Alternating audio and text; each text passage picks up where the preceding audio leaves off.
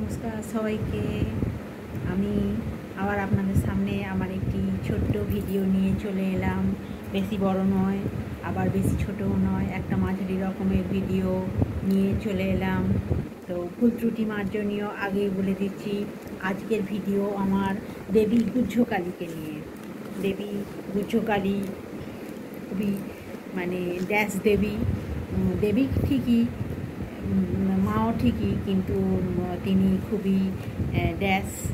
তো তার বিবরণও ড্যাশ, তার আচার বিচারও ড্যাশ। তবুও আমি চেষ্টা করেছি যে তার সম্বন্ধে একটু ভিডিও করবার। তো দেখা যাক কতটা কি আলোচনা করতে পারি। আজ এমন এক দেবীর কথা নিয়ে শুরু করছি, সেই দেবীর আরাধনা কিন্তু সাধারণ গৃহস্থের ঘরে হয় না। এটা আমাদের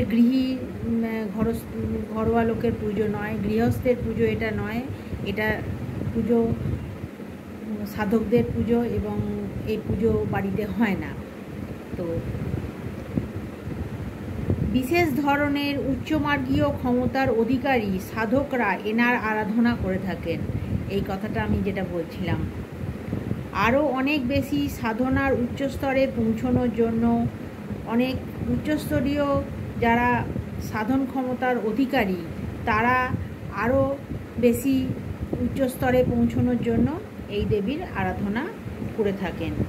এই দেবী ভাগবত পুরাণ অনুসারে দেবী শতাক্ষীর শরীর থেকে উদ্ভূত হওয়া এক মহাশক্তি দেবী রূপেণ।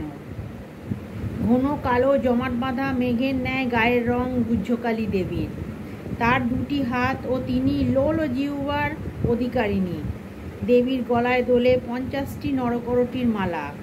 তিনি কৃষ্ণবর্ণের ছোট বস্ত্র পরিধান করেন তার কটিদেশে আচ্ছাদন করতে।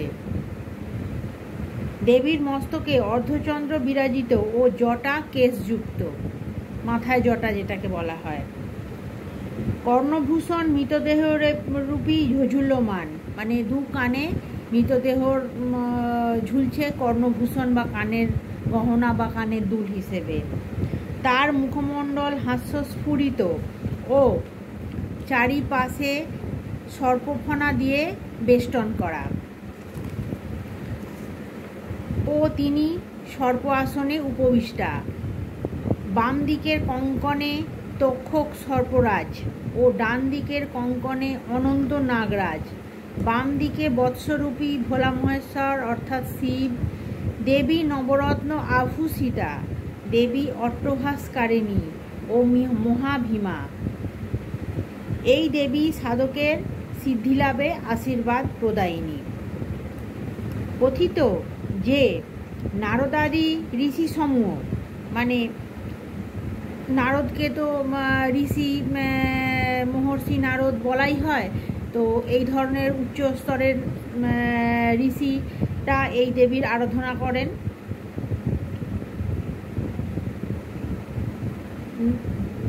এখানে কথিত আছে যে নারদাদি ঋষি সমূহ দেবী শিবমোহিনী গুহ্যকালীর উপাসনা করেন। সাধারণত শ্মশানের দক্ষিণ দিকে এই দেবীর স্থান করা হয়। খুবই কঠিন ও জটিল সাধনা করতে হয় এই দেবীকে তুষ্ট করতে।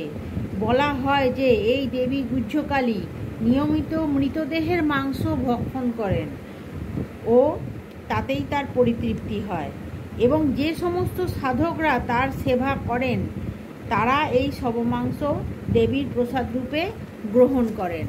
এ প্রসঙ্গে আবার কেউ তর্ক বিতর্কের মতো আমাকে প্রশ্নও করতে পারেন, সেই জন্য এই কথাটা আগেই বলে দিলাম যে এই যে নারদাদি ঋষিগণের কথা বলছি, আমি সেই কথাতে বলিনি।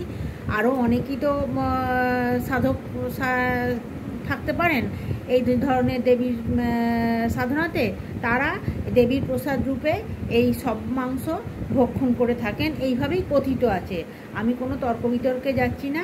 আর আমার এইসব ভিডিও করতে ভয়ই করে, কারণ এইসব তথ্য সংগ্রহ করা, আবার নিজের ভাষায় লিখে রাখা, তারপর ভিডিও করা। তো যাই হোক, যদি ভিডিও আপনাদের সকলের ভালো লাগে তাহলে আমারও অনেক ভালো লাগবে। নমস্কার সবাইকে, আজ এ পর্যন্তই। সবাইকে বাই বাই, টাটা করে আজকের ভিডিও এখানেই শেষ করছি। Please like, comment, share. Thank you for watching. Love you my lovely viewers.